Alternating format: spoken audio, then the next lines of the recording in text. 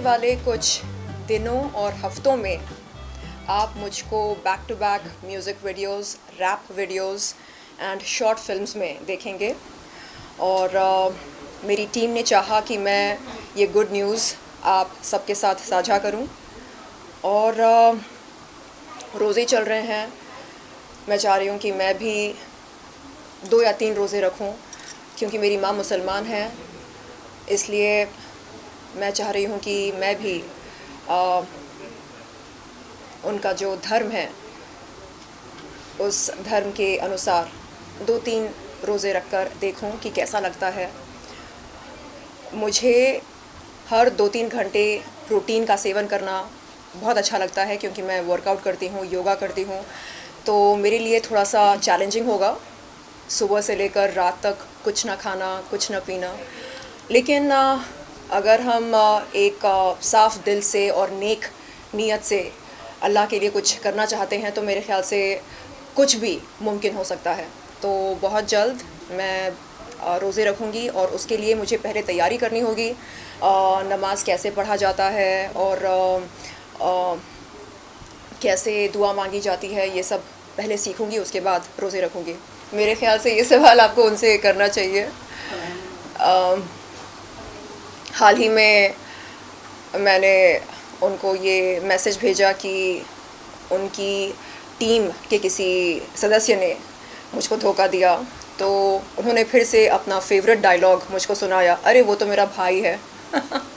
तो मैंने कहा कि चाहे लड़की का यौन शोषण क्यों ना हो, उसके साथ धोखा क्यों ना हो, हमेशा आरोपी आपका भाई क्यों बन जाता है।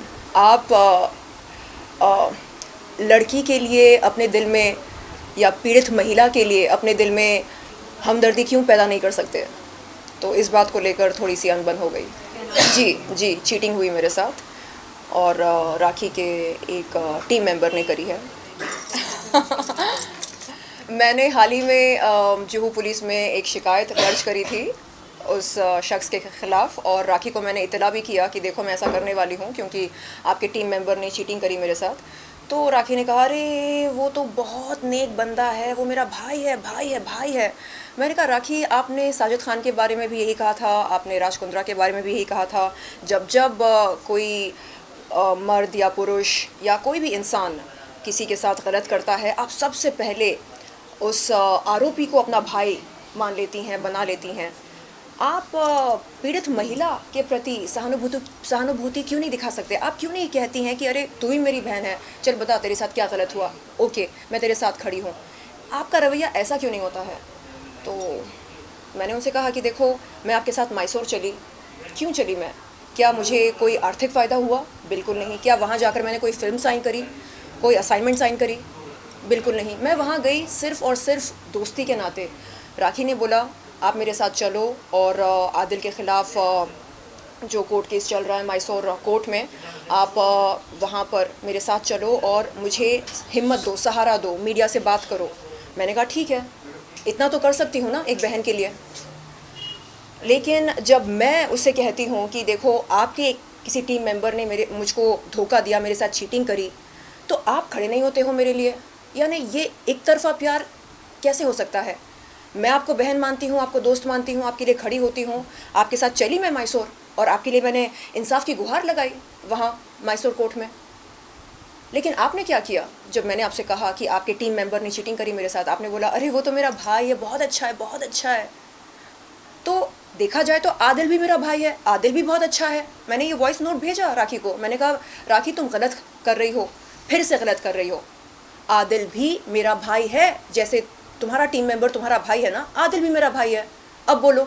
तो उसने कहा कि नहीं राजश्री से पूछो, राजश्री जानती है उस बंदे को। मैंने कहा ओके, तनु से पूछो, आदिल कितना अच्छा है, जाओ तनु से पूछो, है कि नहीं? तो चित भी मेरी, पट भी मेरी, अंटा मेरे बाप का, ऐसा रवैया नहीं चलेगा, ये गलत है बिल्कुल। देखिए अगर मैं किसी महिला को अपनी बहन मानती हूँ और वो मुझे कल के दिन कॉल करके कहे कि शर्लिन आपके टीम मेंबर ने मेरे साथ चीटिंग करी है, मुझको धोखा दिया है, तो मैं नहीं बोलूँगी अरे वो तो मेरा भाई है। मैं बोलूँगी बहन तेरे साथ क्या चीटिंग करी बता, तेरा पैसा डुबाया, तेरा पैसा खाया, ओके ठीक है, बता कितना खाया, तेरे पास कोई प्रूफ है, कोई ट्रांजैक्शन है, कोई स्क्रीनशॉट है, मुझे भेज, मैं अभी की अभी पता लगाती हूँ कि उसने ऐसा क्यों किया। ये होगा मेरा रवैया।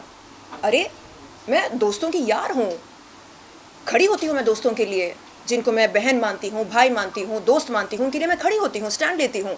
तो मैंने कहा ये मेरा रवैया होता। लेकिन तू क्या कर रही है, तू बोल रही है नहीं वो तो मेरा भाई है, वो तो मेरा भाई है। ओ माय गॉड, खुदा के वास्ते ये डायलॉग बोलना बंद कर, अच्छा नहीं लगता। रोज़े चल रहे हैं, रमज़ान का महीना है, कुछ तो डर कर ना अल्लाह मियाँ से। ये बात राखी को पता है, मुझे पता है, जुहू पुलिस को पता है।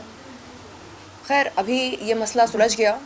जैसे ही मैंने उस शख्स से कहा कि देखो आपके ख़िलाफ़ मैंने जुहू पुलिस में शिकायत दर्ज करी है, बहुत जल्द एक्शन लिया जाएगा, तो जो आपने गलत किया है उसे सही कीजिए। तो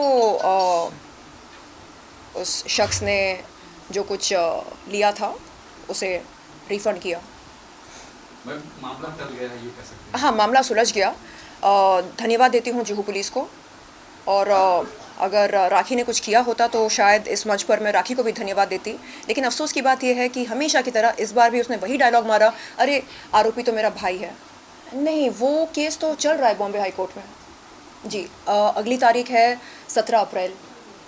तो आप केस वापस लेंगी, तो आपने अभी तक वापस नहीं लिया? नहीं, मैंने कभी भी इन शब्दों का प्रयोग नहीं किया। नहीं, जब दोस्ती हुई थी मैंने सिर्फ इतना कहा कि जब कभी कोर्ट में सुनवाई होगी तब मेरे काबिल वकील जो सही होगा वो करेंगे। बहुत जल्द आप मुझको एक कमर्शियल क्लब सॉन्ग में देखेंगे, एक रैप सॉन्ग में देखेंगे, and 3 back to back short films में देखेंगे। और इसके अलावा एक वेब सीरीज़ के लिए बात चल रही है। तो मैं बहुत खुश हूँ कि अब मैं वापस आ गई हूँ बैक विद अ बैंग।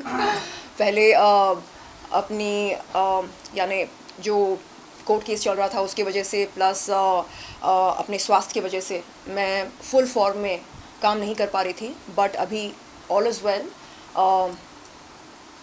ईश्वर की, अल्लाह की मेहरबानी है, कृपा है, सब बहुत अच्छा चल रहा है। Have plenty of fluids. ये है पोमेग्रेनेट जूस, अनार का जूस है। तो जितना हो सके आप लिक्विड्स पीते रहिए। इसका मतलब ये नहीं कि आप सोमरस का सेवन करें, बिल्कुल नहीं। लिक्विड का मतलब fruit juice, water, you know, healthy drink. और फ्रूट्स खाएं एंड लाइट आहार खाएं, क्योंकि समर के टाइम यू नो पसीने बहुत छूटते हैं, प्यास बहुत लगती है, तो ऐसे में हेवी खाना खाना अच्छा नहीं रहता है। So I would encourage you all to eat light and eat very healthy food, पौष्टिक आहार खाएं। ये प्रियंका चोपड़ा ने कहा कि उनको मौका नहीं मिला, क्या? उनको मौका नहीं मिला? मुझे बिल्कुल नहीं लगता कि उनको मौका नहीं मिला। करण जौहर ने, शाहरुख खान ने, अक्षय कुमार ने, सभी बड़े बड़े कलाकारों ने, निर्देशकों ने, निर्माताओं ने उन्हें एक नहीं कई मौके दिए, और उन्होंने बहुत अच्छे रूप से, अच्छे तरीके से उन मौक़ों का पूरा फ़ायदा लिया अपने करियर को आगे बढ़ाने के लिए। तो मेरे ख़्याल से उन्हें थैंक यू बोलना चाहिए, बॉलीवुड को, बॉलीवुड के तमाम कलाकारों को जिनके साथ उन्हें काम करने का अवसर मिला।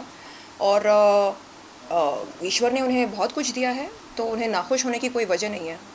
देखिए, हम सब जानते हैं कि प्रियंका चोपड़ा ने बहुत अच्छी फ़िल्में की हैं और दिग्गज कलाकारों के साथ काम किया है। तो ऐसे में अगर आप ये बोलते हैं कि अरे बॉलीवुड ने मुझे मौका नहीं दिया, काम नहीं दिया, ये गलत होगा। ये डायलॉग मुझ पर सूट करता है। अगर मैं आपके सामने बैठकर ये बोलूँ कि बॉलीवुड ने मुझे मौका नहीं दिया, आप इस बात पर विश्वास कर सकते हैं। लेकिन प्रियंका चोपड़ा जैसे मंजे हुए कलाकार अगर ऐसा कहते हैं तो फिर हम क्या बोलें? तो नहीं, उन्हें शुक्रगुजार होना चाहिए। और कहते हैं ना, काउंट योर ब्लेसिंग्स। तो आप अपने सारे ब्लेसिंग्स काउंट कीजिए। अनगिनत ब्लेसिंग्स ईश्वर ने आपको दिए हैं। एंड आज आपके पास एक लविंग हस्बैंड हैं, पति हैं, बेबी गर्ल हैं और परिवार है। तो ऐसे में नाखुश होने की कोई वजह नहीं है। मैं आपको दिखा सकती हूँ मेरे रिमाइंडर लिस्ट में ऐसा एक पॉइंटर है, do something about mental depression. तो ऐसा नहीं है कि मैं सिर्फ आई मी माई सेल्फ वाली दुनिया में जीती हूँ। मैं अक्सर इस बारे में सोचती हूँ कि क्या किया जाए। आम तौर पर जो छोटे शहरों से लड़कियाँ आती हैं, वो या तो प्यार में धोखा खाती हैं, या नहीं तो जब उन्हें कोई प्रोजेक्ट से हटा दिया जाता है वो एकदम छोटा महसूस करने लगती हैं और उन्हें लगता है कि अब सब कुछ ख़त्म हो गया, अब जीकर इस दुनिया में जीकर कोई मतलब नहीं है।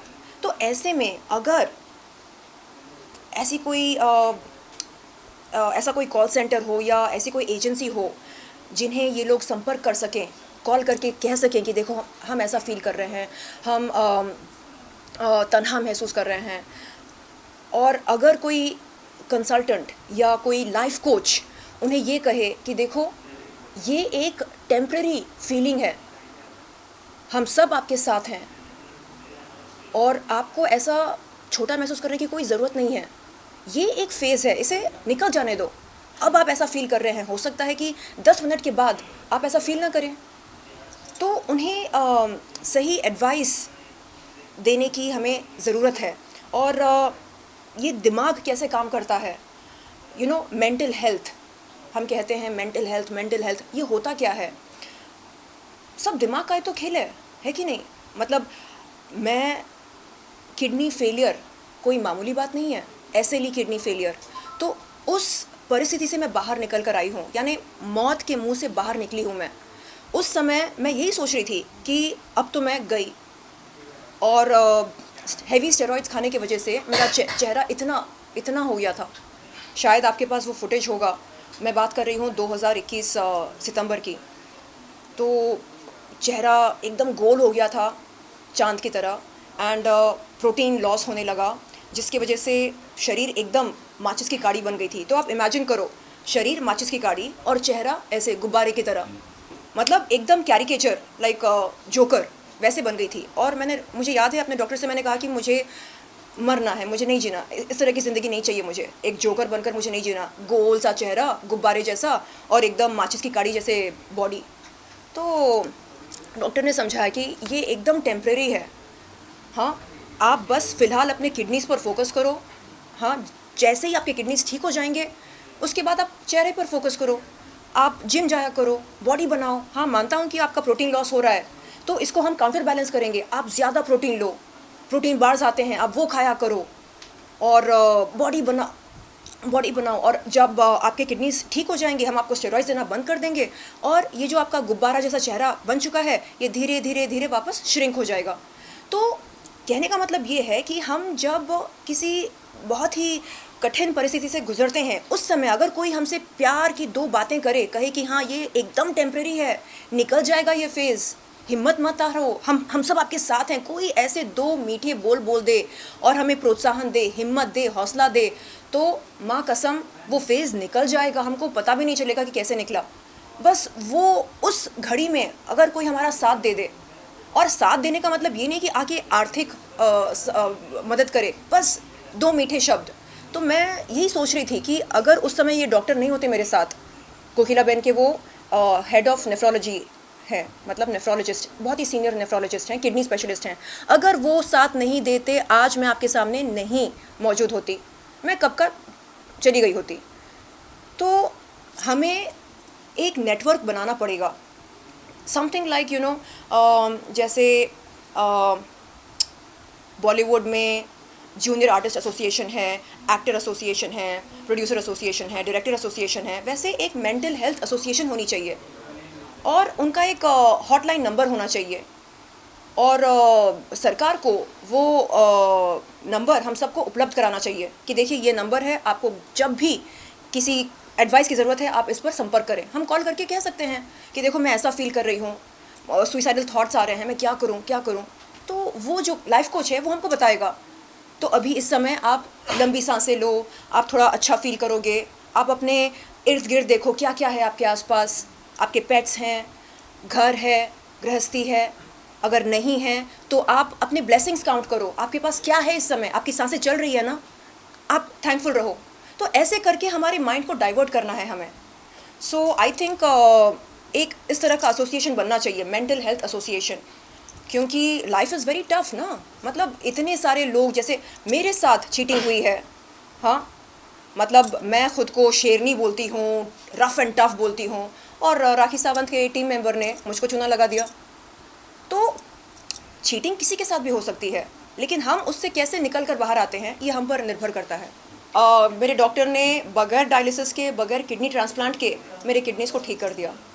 तो वो कहते हैं कि ये किसी चमत्कार से कम नहीं है, क्योंकि आमतौर पर किडनी फेलियर को रिवर्स नहीं कर सकते हैं।